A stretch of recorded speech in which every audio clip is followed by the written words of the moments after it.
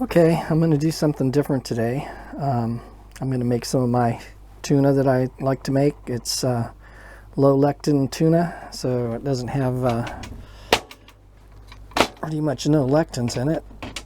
And lectins are proteins that are in a lot of foods. All my favorite foods are full of lectins, and they'll tear you up. They're cause a lot of health problems, and my main problem was hip pain. I had just excruciating joint pain in my hip and sciatic pain down my leg, and I found out about lectins, and that they are definitely a cause of joint pain.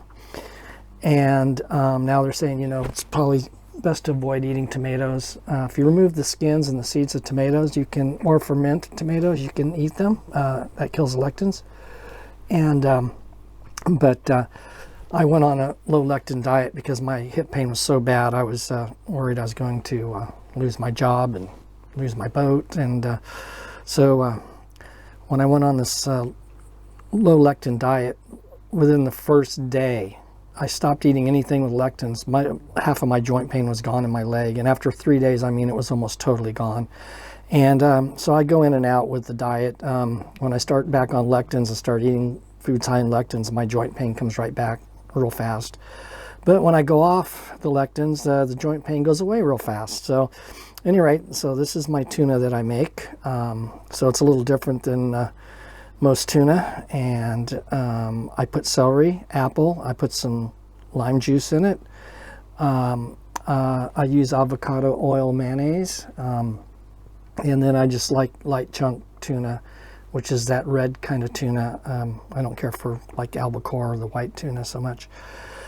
So at any rate, I also use little black pepper. Of course, I love black pepper, and you can put a little salt in it. I put a little tiny bit, but tuna lives in salt water, so you really probably don't need to put any salt in it.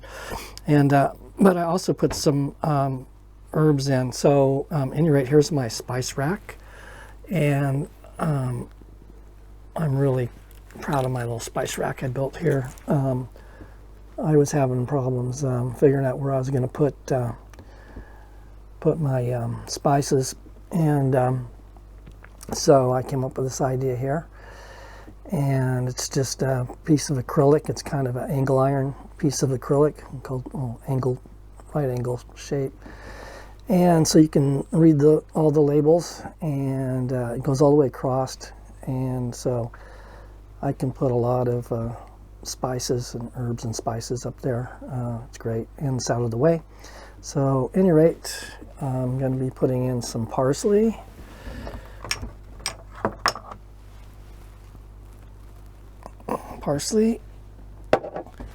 And I like to put in some dill weed.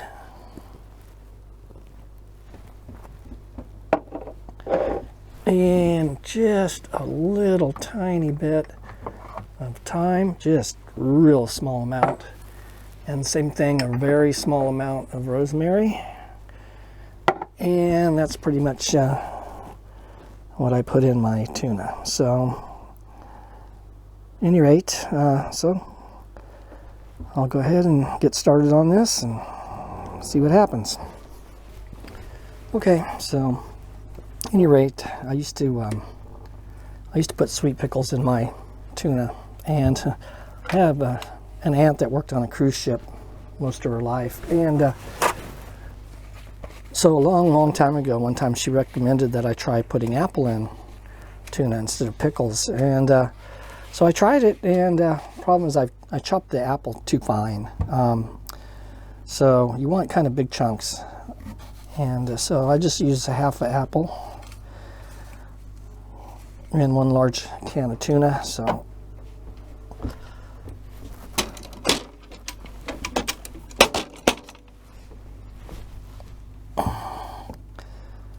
I cut big chunks of tuna or apple here. Cut it that way, then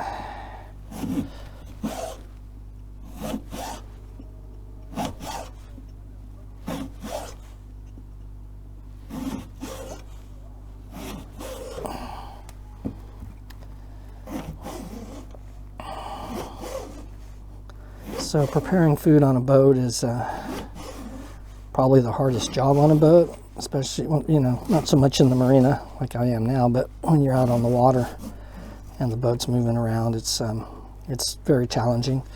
So anyway, I take this and dump it in there like that, and that's good enough for that. That's all I need there. And celery, I love celery. And same thing, I used to chop my celery real fine, and I found out I like it better if it's not chopped so fine. So again, when you bite into it, you get a bigger chunk of celery. It just tastes better. If you chop it too fine, it just mixes in too much with the tuna.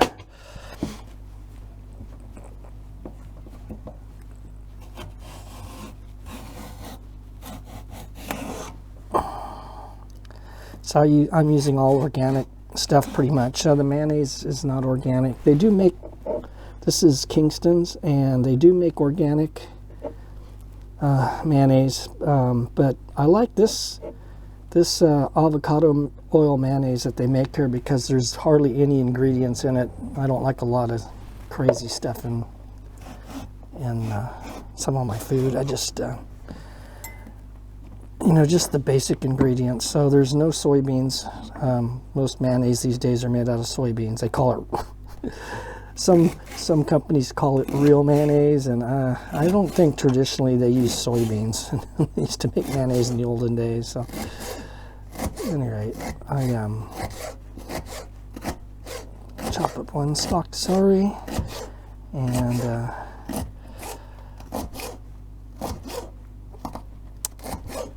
I like buying organic. I worked in horticulture research and development for 19 years, and one of my jobs, and it was not an organic farm, and one of my jobs was a mixer, loader, and applicator of pesticides and herbicides, and so I've been exposed to a lot of that stuff. And so I just, you know, we could eat the food that we grew on the research farm because we had to follow all the same guidelines as all commercial farmers.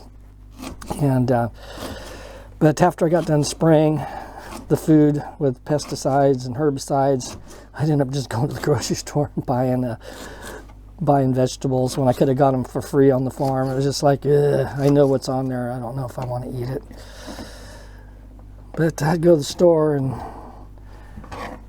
back when I started working out there, there wasn't a whole lot of organic food on the market. Now there's more.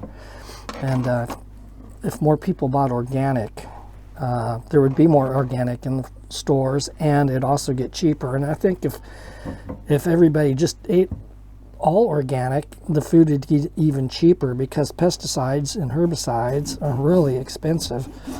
So it would, you know, the overhead would go down on the farmers.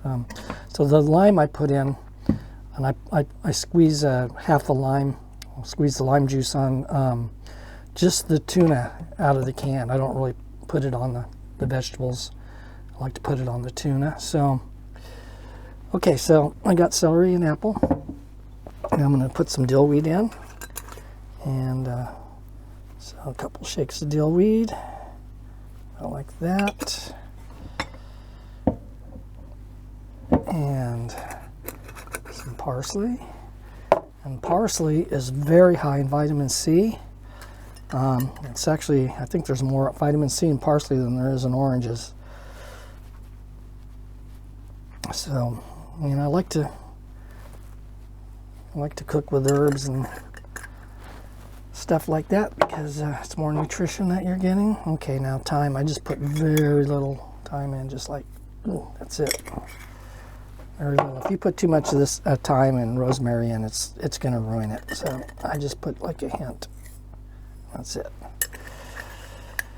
Okay, now of course I love black pepper. It's a superfood.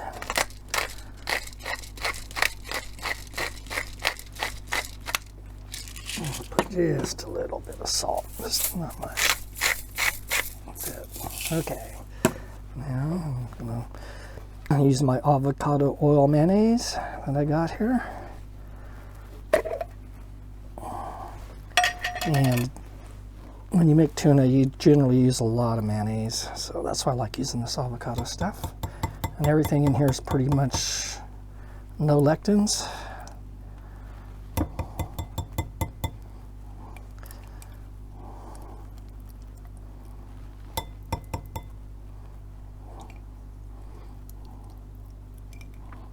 I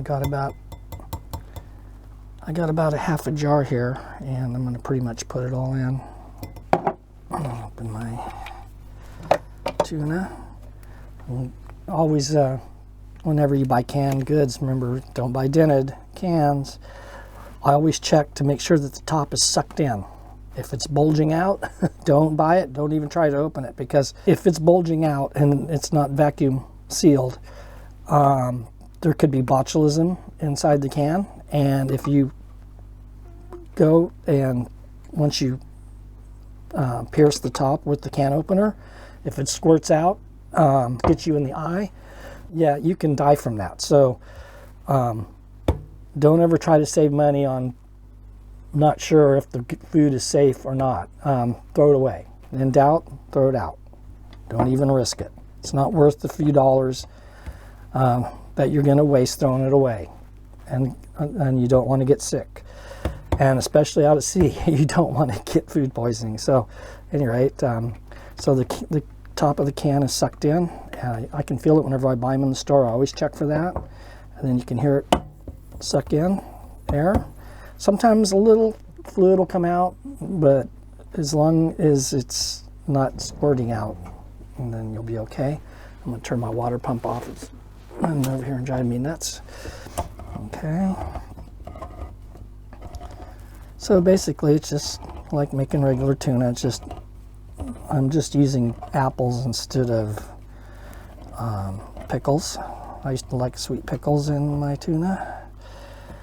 And sweet pickles or cucumbers, and cucumbers got lectins in them, so I think I need to turn my water back on. And rinse that off. Okay, now let's squeeze some of the tuna water out of here. Now, you'll notice when you buy organic in the stores, like the apples, a lot of times are a little smaller, the fruit smaller, a little smaller.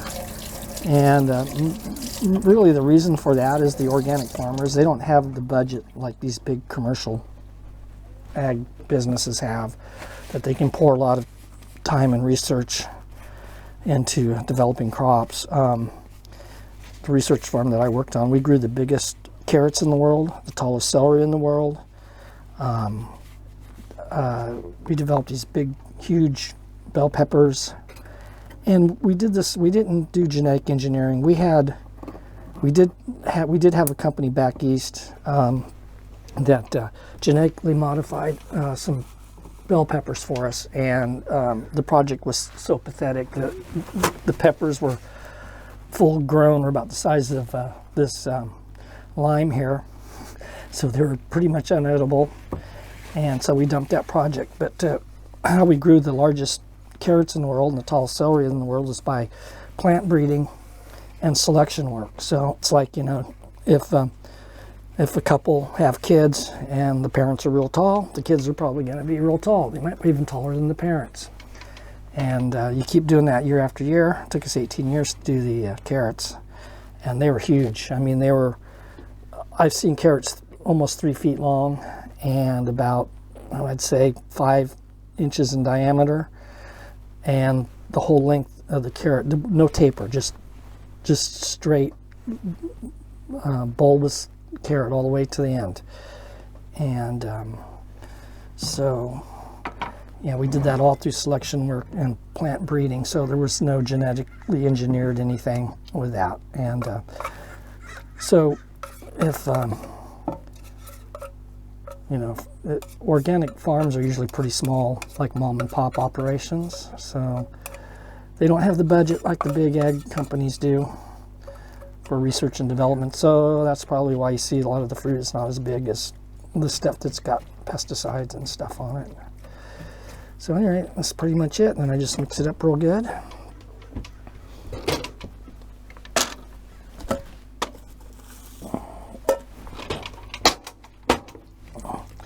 Oh, I forgot to put the lime juice in. I like to put the lime basically on the tuna itself before I mix it all in. So let's put some lime juice in here. That way I don't get scurvy. You know, sailors and our scurvy.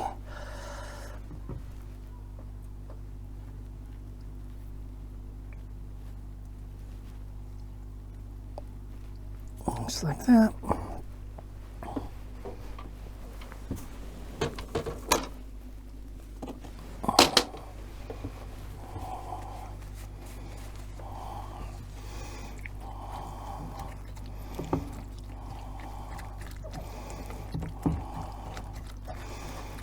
So there's a lot of celery and a lot of apples in here, and what I do is after, I'm going to turn this water off again. What I do is I'll eat some of this, and then I'll take another can of tuna and add it to this and put more mayonnaise in it, but no more apples and celery, so because usually the first batch, half an apple and a large stalk of celery is quite a lot to have in there. So, and then that way I can eat on it for a few days. I like, when I cook, I like to be able to eat on the food I cook for a couple of days. Cooking can be a lot of work. So at any rate, that's about it. And it's really, really good. It's surprisingly good. The apple works really good. It almost takes the place of sweet pickles. And then, but you know, you want to use a lot of mayonnaise, and then mix it in really good. So I have a half an apple and a half of this lime left over, and I just put it in a Ziploc bag, and next time I make tuna, usually I put it in the refrigerator. Usually it's good enough I can use it again. Okay, well, moment of truth. So anyway, that's it when it's done.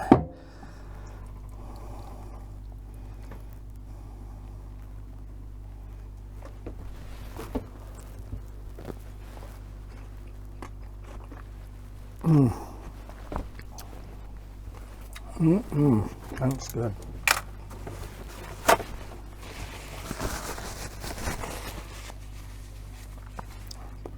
Now if you want to go and keep it low lectin,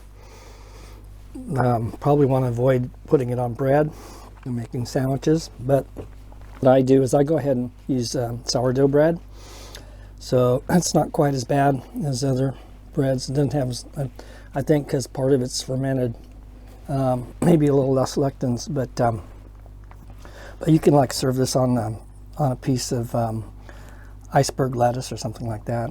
And it's really good, and it's good just straight up, just right out of the bowl. Actually, I almost prefer eating it that way.